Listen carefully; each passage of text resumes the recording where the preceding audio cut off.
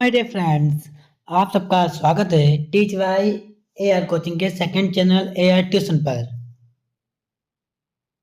आज हम आपको पढ़ाने वाले हैं भूगोल के 50 महत्वपूर्ण प्रश्न जो आपके हर सरकारी नौकरी के एग्जाम में पूछे जाते हैं। यूपीएससी हो गया, SSC, railway, bank, Delhi police, UP PCR, RO, ARO सभी एग्जामों में ये क्वेश्चन पूछे ही जाते हैं। तो आप लोग इस वीडियो को एंड तक जरूर देखिएगा। अगर आपने एक भी वीडियो मिस की या स्किप किया तो आपको बहुत दिक्कत हो जाएगी कि कुछ क्वेश्चन छूट जाएंगे। पूरे हम 50 क्वेश्चन की सीरीज लेके आए हैं, बस आप लोग वीडियो को एंड तक देखिएगा।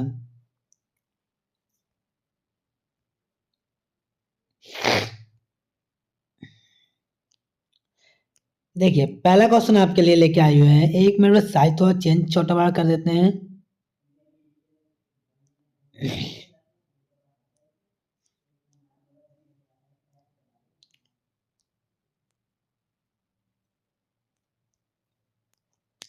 पहला क्वेश्चन है, भारत की सबसे ऊंची चोटी कौन सी है? पर एक मिनट साइज थोड़ा सही करते हैं, एक मिनट के बस। पहला प्रश्न, भारत की भारत की सबसे सबसे ऊंची चोटी कौन सी है?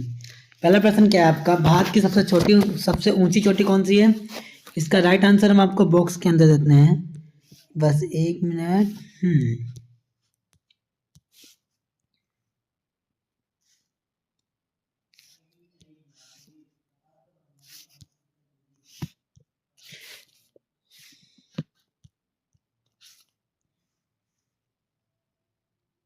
कंचनजंगा। भारत की सबसे ऊंची चोटी कौन सी है?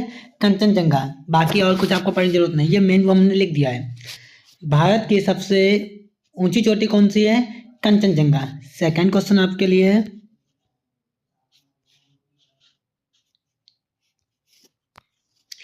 प्रायद्वीपीय भारत की सबसे ऊंची चोटी कौन सी है? जो प्रायद्वीपीय भारत है, जिसे पेनिसुलर इंडिया कहते हैं, उसकी सबसे ऊंची चोटी कौन सी है? इसकी सबसे ऊंची चोटी है अनायमोड़ी। क्या नाम है? अनायमोड़ी। प्रायद्वीपीय भारत की सबसे ऊंची चोटी कौन सी है? अनायमोड़ी। तीसरा प्रश्न आपके लिए है, सतपुड़ा की रानी किसे कहते हैं? सतपुड़ा की रानी क्वीन ऑफ सतपुड़ा। सतपुड़ा की रानी किसे कहते हैं, यानी क्वीन ऑफ सतपुड़ा? तो इसका राइट आंसर आपका है पंचमढ़ी। सतपुड़ा की रानी किसे कहते हैं? पंचमढ़ी को। आइए चौथा प्रश्न आपके लिए, भारत में सबसे कम वर्षा वाला स्थान कौन सा है? भारत में सबसे कम वर्षा वाला स्थान कौन सा है? तो इसका राइट आंसर है लेह लद्दाख। लेह को ही बोलते हैं लद्दाख। भारत में सबसे कम वर्षा किस जगह पर होती है? लेह लद्दाख में होती है।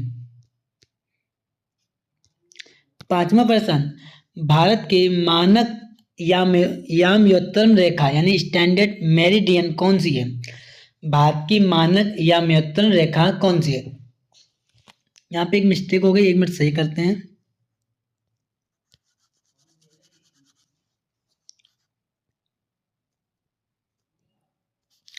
82 डिग्री 30 अंश ईस्ट, जे है इसका। यहाँ पे भी यही चीज लिखी होगी। देखिए, भारत की मन उनसे 82 डिग्री ईस्ट की ओर है, 82 डिग्री 30 अंश पूर्वी देशांतर है। भारत की मानक यमंतर रेखा कितनी है? 82 डिग्री 30 अंश पर है, इसे बोलते हैं पूर्वी देशांतर। सेम ये क्वेश्चन 6 में पूछा गया है। 82 डिग्री 30 ईस्ट देशांतर रेखा भारत के कितने राज्यों से होकर गुजरती है? ये भारत के 5 राज्यों से होकर गुजरती है। 5 राज्यों के नाम क्या है, ध्यान से देखिएगा आप लोग।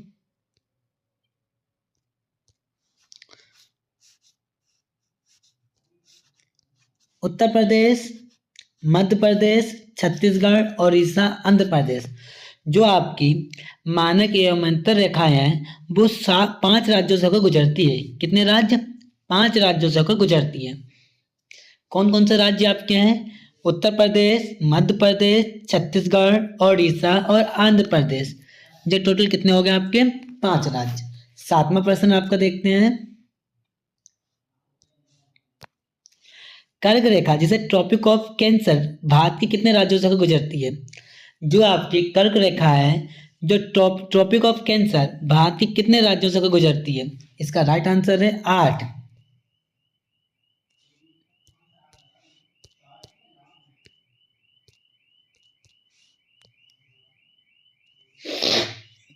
जो कर्क रेखा है भारत के कितने राज्यों से गुजरती है? 8। कौन कौन से हैं?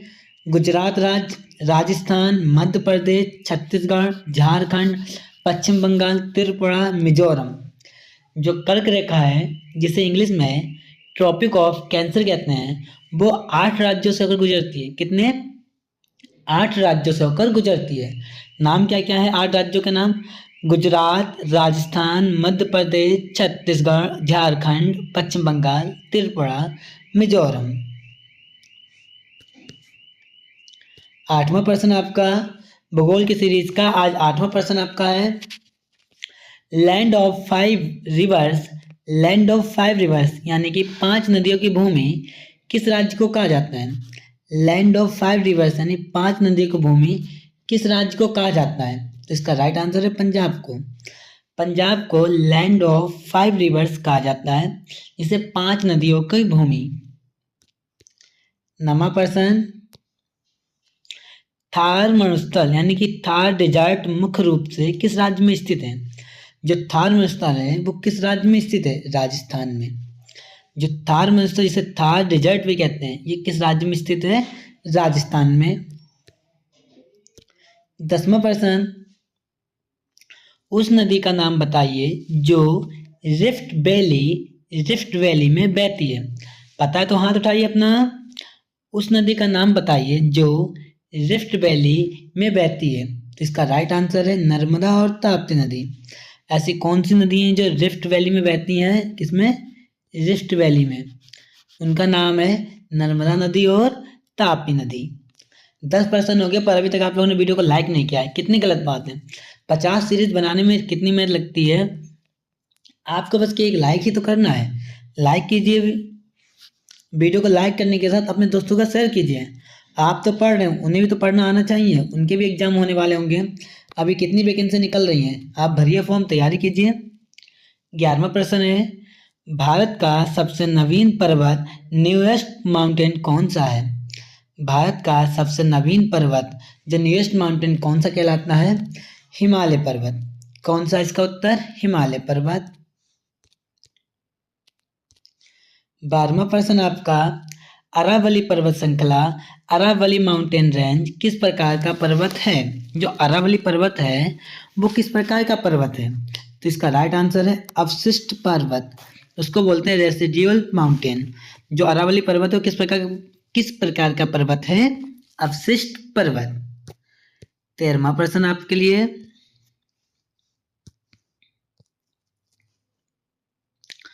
पश्चिमी घाट वेस्ट एंड घाट्स को किस नाम अन्य नाम से जाना जाता है?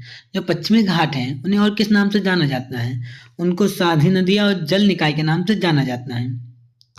उनको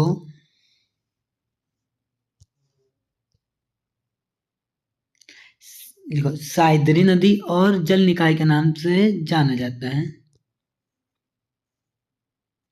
हाँ, जो पश्चिमी घाट हैं उन्हें किस अन्य नाम से जाना जाता है? साहिदरी नदियां और जल निकाय।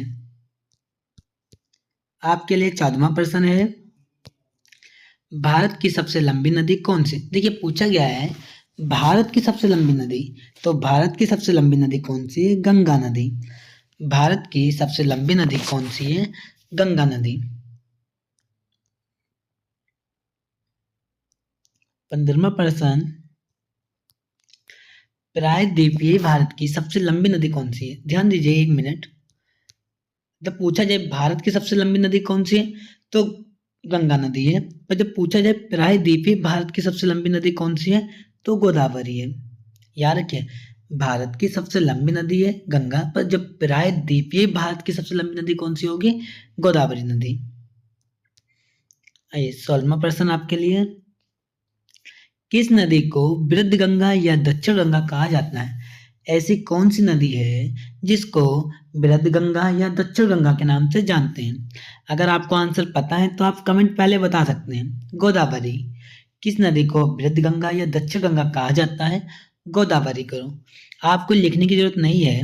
मेरा टेलीग्राम का लिंक आप जो चैनल है उसमें पड़ा हुआ है, आपको इसके डिस्क्रिप्शन में डाल देंगे, आप वहाँ जाके देख लीजिएगा।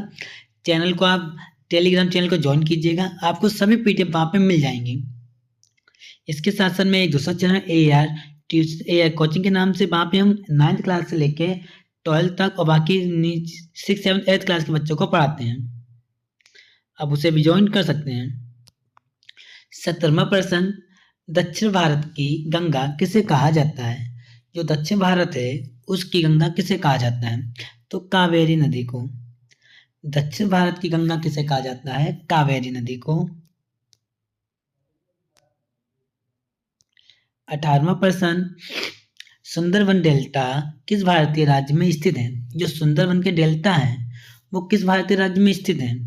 तो वो आपके पश्चिम बंगाल में है। जो सुंदरबन डेल्टा है ये आपके किस राज्य में स्थित है? पश्चिम बंगाल में। 19वां प्रश्न, चिल्का झील किस राज्य में स्थित है? जो चिल्का झील है, चिल्का झील किस राज्य में है? ये आपकी ओडिशा में। चिल्का झील कहाँ है? ओडिशा में। 20वां प्रश्न, लोकटक झील कहाँ स्थित है? देखिए चिल्का झील आपकी ओडिशा में है और जो लोकटक झील है वो आपकी मणिपुर में है। जो लोकटक झील है वो कहाँ है? मणिपुर में। और चिल्का झील कहाँ है? ओडिशा में। 21वां प्रश्न आपका, भारत की सबसे बड़ी मीठे पानी की झील कौन सी है? अब देखिए मीठे पानी यार के सरवत वाली झील होगी क्या? नहीं, ऐसा नहीं है। भारत की सबसे बड़ी मीठे पानी की झील कौन सी है? तो इसका राइट आंसर है बुल्लर झील। कौन सी है आपकी? बुल्लर झील। और जो की जगह है जो जम्मू कश्मीर में है। ये झील आपकी कहाँ है? जम्मू कश्मीर में है। भारत की सबसे बड़ी मीठे पानी की झील, सबसे बड़ी मीठे पानी की झील कहाँ है? बुल्लर झील में। बुल्लर झील कहाँ है? जम्मू कश्मीर में। आपके 21 क्वेश्चन हो गए और अभी तक आपने वीडियो को लाइक नहीं किया है, वीडियो को लाइक कीजिए और चैनल को सब्सक्राइब कीजिए। इससे पहले हम आपको संविधान के 50 MCQ 50 क्वेश्चनों की सीरीज दे चुके हैं, आप वो वीडियो भी जाके देख सकते हैं। 22वां प्रश्न, रानी लक्ष्मीबाई बांध किस नदी पर स्थित है? जो रानी लक्ष्मीबाई बांध है वो किस नदी पर स्थित है? वो आपका बेतवा नदी पर स्थित है। कहाँ पर स्थित है? बेतवा नदी पर। रानी लक्ष्मीबाई बांध किस नदी पर स्थित है? बेतवा नदी पर स्थित है। 23वां प्रश्न आपके लिए, शीत ऋतु में उत्तर भारत में होने वाली वर्षा को क्या कहते हैं? जो शीत ऋतु मतलब ठंड के समय में उत्तर भारत के साइड में जो वर्षा होती है उसको क्या कहा जाता है? उसको कहते हैं पश्चिमी विक्षोभ। ठंड के मौसम के टाइम पे ठंड सीजन में उत्तर भारत की ओर जो बारिश होती है उसको बोलते हैं पश्चिमी विक्षोभ। 24वां प्रश्न आपका है, भारत के किस दिशा में पश्चिमी विक्षोभ से वर्षा होती है? देखिए पश्चिमी विक्षोभ क्या, तो वो तो पता चल गया, ठंड के समय जो उत्तर भारत में वर्षा होती है, पर जो किस दिशा में होती है तो वो तो पता उत्तर में बोला गया है। तो इसका राइट आंसर क्या है? उत्तर पश्चिम में।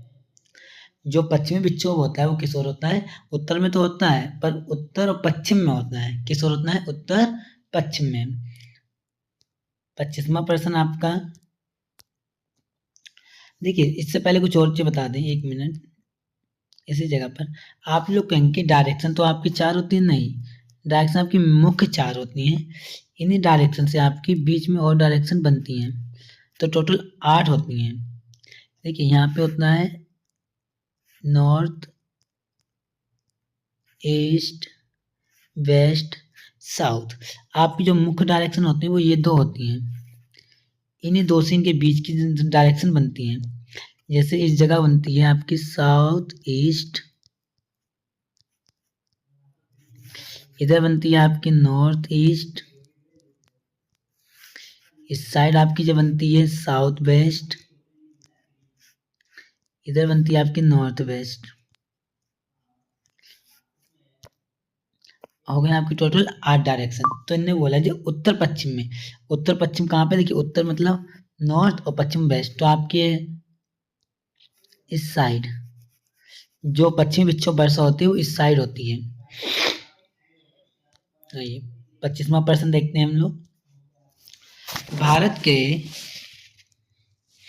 भारत के उष्णकटिबंधीय पर्णपाती वन का सबसे प्रमुख पेड़ कौन सा है? जो आपके भारत के उष्णकटिबंधीय पर्णपाती वन है, उनके प्रमुख पेड़ कौन कौन से होते हैं? तो इसका राइट आंसर है सागौन और साल के। कौन कौन से मुख्य पेड़ होते हैं? सागौन जिसे टेक और साल जिसे साल कहते हैं। 26वां प्रश्न है आपका। भारत के किस राज्य में सर्वाधिक वन है? भारत में ऐसा कौन सा राज्य है जहाँ पे सबसे अधिक जंगल यानी वन पाए जाते हैं? तो इसका राइट आंसर है मध्य प्रदेश। मध्य प्रदेश में सबसे सर्वाधिक वन पाए जाते हैं। 27वां प्रश्न। भारत में सबसे बड़ा कॉफी उत्पादक राज्य कौन सा है? भारत में सबसे बड़ा कॉफी उत्पादक राज्य कहाँ है जिसमें कॉफी सबसे ज्यादा होती है? वो आपका है कर्नाटक में। भारत में सबसे बड़ा कॉफी उत्पादक राज्य कौन सा है? कर्नाटक। 28वां प्रश्न। भारत का कपास राज्य कौन कहलाता है? भारत का कपास राज्य किसे कहा जाता है? तो इसका राइट आंसर है गुजरात। कपास को कॉटन भी कहते हैं। भारत का कपास राज्य यानी कॉटन राज्य कौन सा है? गुजरात। 29वां प्रश्न। भारत का मसालों का बाग किस राज्य को कहा जाता है? भारत का जो मसालों का बाग होता है वो किस राज्य को कहा जाता है? तो इसका आंसर तो केरल। मसालों का राज्य किसे कहा जाता है? केरल को। 30वां प्रश्न आपके लिए। कौन सी मिट्टी कपास की खेती के लिए सबसे उपयुक्त है? यानी कि कौन सी मिट्टी है जो कपास की खेती के लिए बहुत ज़्यादा लाभकारी होती है? काली मिट्टी और रेगुर मिट्टी।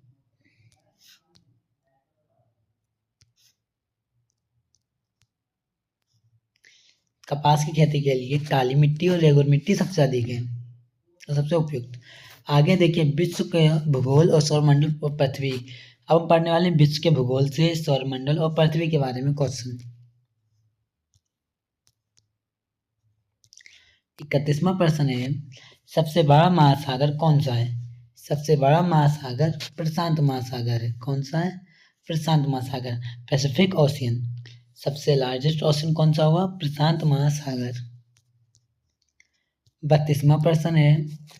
पृथ्वी के वातावरण में सबसे अधिक गैस यानी मोस्ट एविडेंटेड गैस कौन सी है? पृथ्वी के वातावरण में सबसे अधिक गैस कौन सी है? Nitrogen gas. कितने? 78%, 78%। पृथ्वी के वातावरण में सबसे अधिक गैस कौन सी है? नाइट्रोजन, लगभग 78%। आपके लिए 33वां प्रश्न है। पृथ्वी का जुड़वा ग्रह यानी अर्थ ट्विन प्लैनेट किसे कहा जाता है? पृथ्वी का जुड़वा ग्रह शुक्र ग्रह यानी कि शुक्र ग्रह को कहा जाता है। इसको भग्नि ग्रह भी कहा जाता है। 34वां प्रश्न। शोर मत मचाइए, आप लोग शांत बैठ के पढ़िए। सब आपकी इंपॉर्टेंट चीज़ें हैं। आप लोग बीच बीच में बोलेंगे तो डिस्टर्ब हो जाएगा। आपका कुछ नहीं जाएगा, आप लोग बीच में बोलते हैं, पर जो लोग वीडियो को देख रहे हैं, जो सीख रहे हैं, उनका नुकसान होता है। तो आप बीच में ना ज़्यादा बोलिए, सिर्फ आपसे पूछें उसका आंसर दीजिए। अगर आपको कोई भी क्वेरी है, कोई भी डाउट है, वो पूछिए। इसके अलावा बीच में कोई शोर मत कीजिएगा। 34वां प्रश्न है। पृथ्वी को पूर्व और पश्चिम गोलार्ध में बांटने वाली काल्पनिक रेखा का नाम क्या है? बोला गया पृथ्वी को पूर्व और पश्चिम गोलार्ध में बांटने वाली कौन सी रेखा है? देखिए अभी आपने पढ़ा था, इसको बोलते हैं हम लोग प्रधान वो यमांतर जो 0 डिग्री पर होता है, प्राइम मेरिडियन या प्रधान याम्योत्तर जो पश्चिमी गोलार्ध में बांटने वाली काल्पनिक रेखा होती है, जो पूर्व और पश्चिम को बीच से काटती है, उसका नाम क्या है? प्राइम मेरिडियन और प्रधान याम्योत्तर रेखाएं। 35वां प्रश्न। वायुमंडल की किस परत में ओजोन परत पाई जाती है? वायुमंडल में ऐसे कौन सी परत होती है जिसमें ओजोन परत पाई जाती है? वो आपका राइट आंसर है समताप मंडल। कौन सा है? समताप मंडल। इससे पढ़ने की आज्ञा किसी को भी नहीं जल्दी होती है। 36वां प्रश्न। वायुमंडल की कौन सी परत वायुयान उड़ाने के लिए सबसे आदर्श मानी जाती है? वायुमंडल की कौन सी परत, जो वायुमंडल में परत होती है, सबसे अच्छी परत कौन सी होती है वायुयान उड़ाने के लिए? तो इसका राइट आंसर है समताप मंडल। कि समताप मंडल तक आप लोग अपना वायुयान उड़ा सकते हैं। 37वां प्रश्न, क्षोभ मंडल ट्रोपोस्फियर की ऊंचाई भूमध्य रेखा पर लगभग कितनी होती है? जो क्षोभ मंडल हो गया है उसकी ऊंचाई भूमध्य रेखा से कितनी लगभग होती है? तो इसका राइट आंसर 18 किलोमीटर। कितनी होती है? 18 किलोमीटर। 38वां प्रश्न है आपका, सबसे बड़ा रेगिस्तान कौन सा है? सबसे बड़ा जो रेगिस्तान है वो कौन सा है? इसका राइट आंसर है सहारा रेगिस्तान। सबसे बड़ा रेगिस्तान सहारा रेगिस्तान। 29वां प्रश्न है, दुनिया का सबसे छोटा देश कौन सा है? दुनिया का सबसे छोटा देश कौन सा है? तो इसका राइट आंसर है वेटिकन सिटी महाद्वीप। जो कौन सा है? Vatican city. दुनिया का सबसे छोटा महाद्वीप, सबसे छोटा देश कौन सा है? Vatican city. 40वां प्रश्न आपके लिए, बस ज़्यादा वीडियो लॉन्ग नहीं बनेगी, 10% और बचे हुए हैं, 20% जी 40 से। एशिया को यूरोप से अलग करने वाले पर्वत कौन कौन से हैं?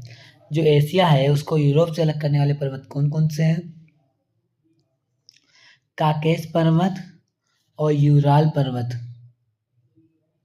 जो एशिया को यूरोप से अलग करने वाले पर्वतों का नाम क्या है? एशिया को यूरोप से अलग करने वाले पर्वतों का नाम है काकेशस पर्वत और यूराल पर्वत। 41वां प्रश्न आपके लिए, एशिया को अफ्रीका से अलग करने वाली नहर का नाम क्या है?